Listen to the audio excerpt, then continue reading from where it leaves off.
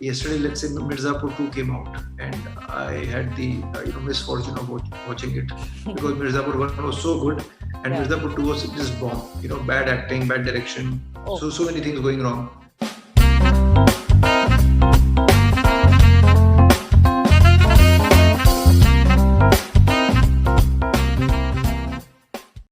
So you've been urging students to take proactive decisions with respect to their plans about pursuing higher studies, since I've been following you on LinkedIn for a long time and you have been writing about this specifically. So Ji. either it is in the country or outside. So what are the things that you recommend they should take into consideration before acting on that plan, whether they're in their initial years of law school or nearing the end? How do you think they should consider, and what are the pros and cons that they should look at? So I think from the day go, don't burden yourself.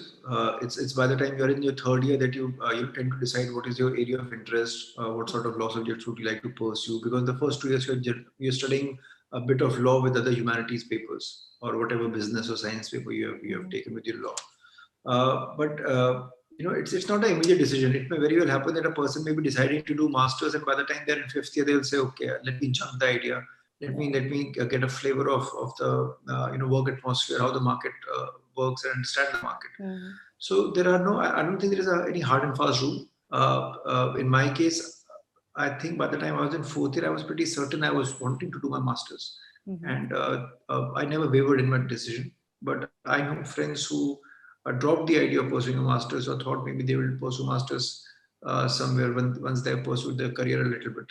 So it depends from student to student. But as I said, we are living in an age where information is at our fingertips, Yeah. and with too much information, there's also too much confusion because many times it is something like reading a movie review, right?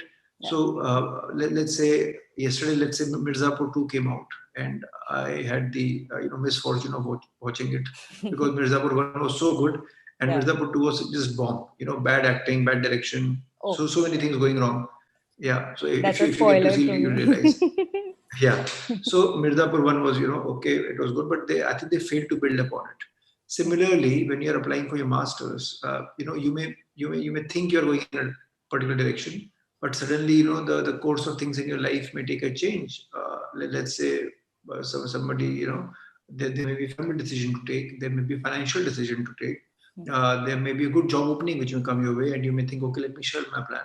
So I would say don't get bogged down by the information. And why I give you Mirza for example is I may say one thing to you. You may find a 5 star and 5 star in Yeah. some other rating, but eventually you will have to make up your own mind by watching it. Yeah. Similarly, when you go for your masters, you have to experience it on your own. I can only give you my experience of how things went out for me. And if you talk to 10 different people or 10 lawyers who went for the masters, they will give you their experiences. So Yeah. I would say get experiences, yes, but the more you talk to people, sometimes the more confused you become. Is what I've realized, Hmm. and that's why I don't. Even I didn't talk to too many people. I'm like, okay, if I have to take a decision, I've thought where I have to be. I thought about the university or the country where I wanted to be, and I think I put a post last week also on this. Decide your country, your continent, your Yeah. course, and your college. Yeah. So it's as simple as that. And I think these things should start weighing in your mind when you're in the midlife classes of your law school, which is mid of third year. You know, you know that half your life is behind you, half your life is Yeah. ahead of you, and you have to do something about it. So Yeah. I think take a call when you're in your third year.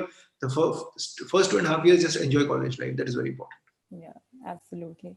But sir, that is, you're saying, by the time if you were in the fourth year, you're kind of sure that you want to go ahead. But there are a lot of Yeah. people who are quite indecisive about all of these things. Like you said, by the time you're in your third year, you should have it, you should try to at least sort it out.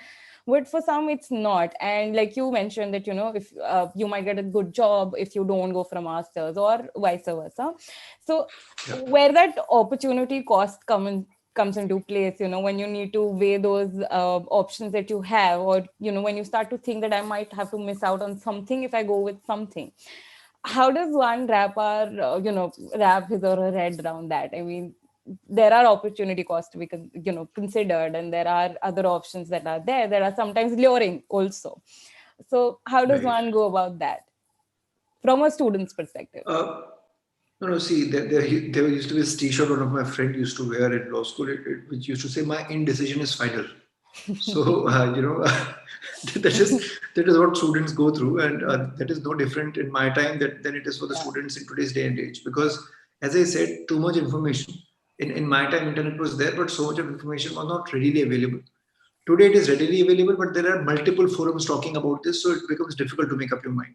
Yeah. So, what I say is always listen to your inner voice, listen to your gut.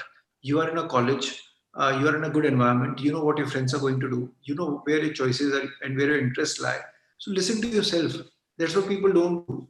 But even let's say at the cost of damaging my own reputation, if you're going to see me through this video, don't believe what I'm telling you blindly. Apply your own mind. Yeah. And that is what is not taught in society, application of mind. And law is all about application of mind. So I may tell you, look, NYU is the best college, or NUS is the best college.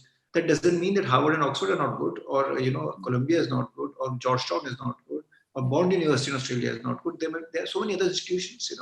Yeah. So it's not about good, bad, or what you want to choose or not choose. Follow what suits you best. If you think a higher degree is going to benefit you, by all means pursue it.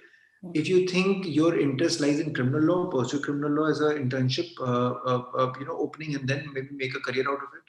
If you think money is your priority, and if you think corporate setup can give you that amount of pleasure in terms of work experience, by all means, go for a good fat pay packet. There are so many things happening in this country.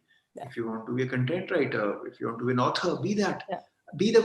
In today's day and age, I think things are changing very, very rapidly, and you have to be comfortable in your own skin. And that's what I keep telling people. You have to be happy in what you do. Like today, when people ask me what do you do, I say I'm a criminal lawyer, because that's my bread and butter. 70 to 80% of my practice revolves around it, and rest is commercial litigation and other bits and bobs of dispute resolution. And then people take 2 steps back. They're like, and I tell them, you don't have to be afraid of me. I'm not a criminal. I'm a criminal lawyer. So it gives me happiness, meeting people, discussing about my work, and I'm passionate about what I do. So find your passion. That is very important. It may be law, it may not be law, it may be anything else. It doesn't mean if you're studying for 5 years in law school, you have to become a lawyer. There are a lot of people who drop out, becoming a lawyer after that. Even after working for 2 to 4 years in corporate life, there is a huge attrition rate, there is a huge dropout rate, people burn out, so many things. So I would say again, don't burden yourself, enjoy the things that you do. But yes, law is an empowering profession.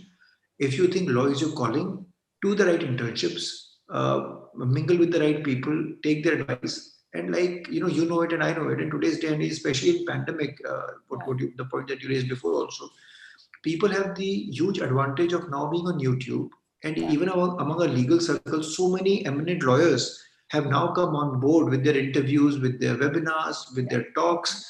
That information has become, abundantly available at large to people, which was, I would say, even 2 or 4 years or 5 years ago was not readily available. Yes, of course. So things have changed for the youth. Today at a click of a finger, let's say you type Jayan Bhatt on YouTube, you are going to get at least 20, 30 videos of mine on different topics, and you can, choose whatever topic you want to listen to. You don't have to see all my 30 videos.